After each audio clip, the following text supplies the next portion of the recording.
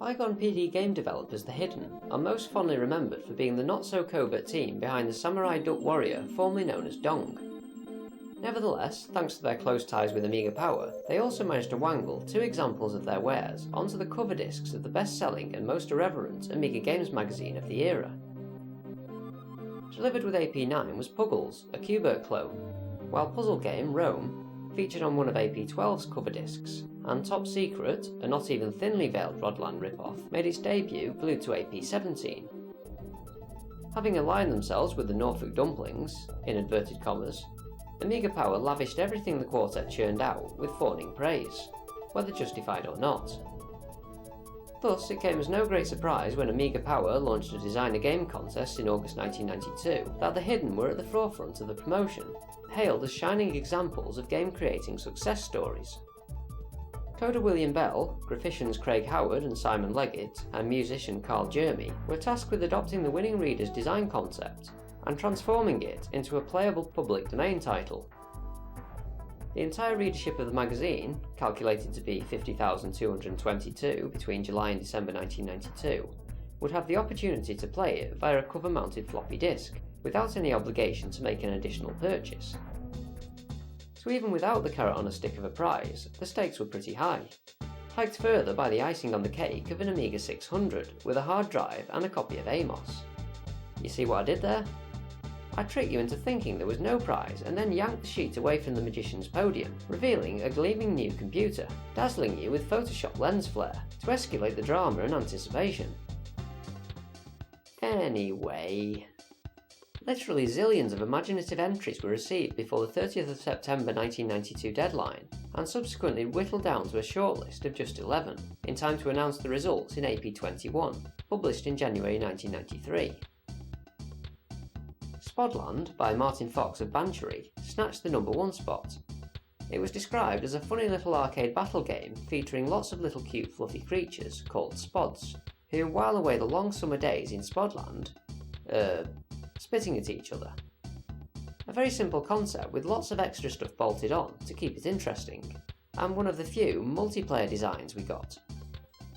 Development work commenced immediately, the first Diary of a Game article documenting its progress appearing in Amiga Power's February 1993 issue. In most of the ensuing issues, published each month, we'd revisit the project for a catch-up.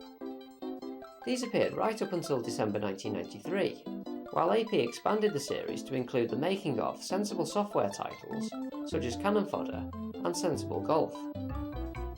As Martin's initial proposal was so light on substantial detail, The Hidden had many gaps to plug in order to flesh out the skeleton of a game. One thing company founder and graphician Craig Howard tacked on was one of those plotty contraptions games are expected to possess. To quote him, this entailed the Spods going on a quest to become the good King Wargle's master of Spods. They all go through a series of knockout tournaments until there's only one left, who then becomes King of the Spods. Said tale was set to unravel courtesy of a benevolent old wizard crouched over a mystical desk, with illustrations conjured up using a crystal ball. After experimenting with various console-style cutesy aesthetics, the decision was taken to instead veer off in an entirely different, highly ambitious direction.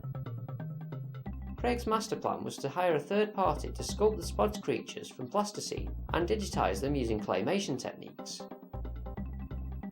He expected the result to look something like Morph from the Heartbeat Children's Art Tuition show, hosted by the late Tony Hart. To ensure he was on the right track, Craig consulted the advice of fellow game developers Don't Software, who gifted us with the gaming adaptation of Arnie's Last Action Hero. The less said about that one, the better. They weren't exactly thrilled with the prospect, leading Craig to doubt his commitment to the technique. Unsettled, he continued. 3D FMV sequences, rotoscoping, and the conversion of ham images to 32-colour digitised pictures of celebrities all featured in the impromptu design brief. Reining in the elaborate strategy, the game was to be a single-screen affair, eliminating the need for resource-intensive smooth scrolling. Accordingly, sprites were to occupy a modest screen real estate of 32 by 32 pixels. A number of subgames were sketched out, including one comprised of spitting at celebs, and a gold-protecting diversion described as being similar to the Crusher crab machines found in arcades. I wonder if that's Norfolk's answer to whack-a-mole. Chief coder William Bell, stretched between stitching together Simon and Craig's Spodland graphics and Carl's audio contribution, and bringing Donk to life, naturally struggled to keep up. Rather than abandon or postpone one project or the other, Craig drafted in the cavalry in the form of programmer Paul Douglas. The same Paul Douglas who would go on to become lead programmer of the first Tomb Raider title, and the Gold Edition that followed 2 years later in 1998. As 1994 got underway, news of Spodland's evolution dried up overnight like a puddle in the Sahara, sidelined by the Sensi crew's Insider Game Inception revelations. As far as I can establish, its name was never uttered again. Well, not in any fashion that furthered our knowledge of its existence. Did it ever exist? Was it all a figment of our collective imagination? A protracted, recurring dream, maybe? In February 1995, Adam Noble of Hove wrote into AP's Do the Right Thing section to ask, what happened to Spodland? Are the Hidden still working on it, or have they given up? It did seem an interesting game, so if they ever finish it, will it be on your cover disc? We got an answer, and were none the wiser. AP replied, Spodland? We really don't know, but we'll no doubt tell you if anything interesting ever happens. The Hidden didn't die in a horrific plane crash, or retreat to an underground bunker to, hide. They simply switched their focus to other projects, or rather continued working on the special edition CD32 version of Donk. In fact, they spent so much time talking about Donk's headway during their Diary of a Spodland articles, it's really no wonder the Ninja Quacker took precedence. Donk was to be the Hidden's one and only commercial release, seeing as the Formula 1 arcade racer/sim the team previewed in 1994 never came to fruition. The Big End, yes, really, was likely canned due to its poor financial potential in a dying market. Elucidating the brainstorming process that led to settling on the innuendo-rife title, Craig Howard, in issue 71 of The One magazine, published in September 1994, divulged. It took us ages to think of The Big End. It's got a great double meaning, and the boss really likes it. We're planning to do a rally game next, which was going to be called Muck and Rubber. Maybe we'll carry on with it at some point. All that remains of TBE, aka The Big Engine, is an extremely primitive preview, which can be found demonstrated on YouTube. Craig, who uploaded the video, reveals that the source code has been lost, though he may consider trying to reverse engineer the compiled output, if there's sufficient interest. And there has been. There's a 10-page thread on the subject over on the English Amiga board. Sadly, all the effort made to salvage the arcade racer featuring basic management elements amounted to practically nothing. In one diary entry, The Hidden disclosed that they were also working on a Smash TV clone called Monster Mash. Like Spodland, that never materialised. Smash TV, the rip-off, had already been done very effectively by this stage, so possibly that was what deterred its completion. That is, aside from any copyright issues they may have faced owing to their greater notoriety in comparison to your average bedroom-bound shareware developers.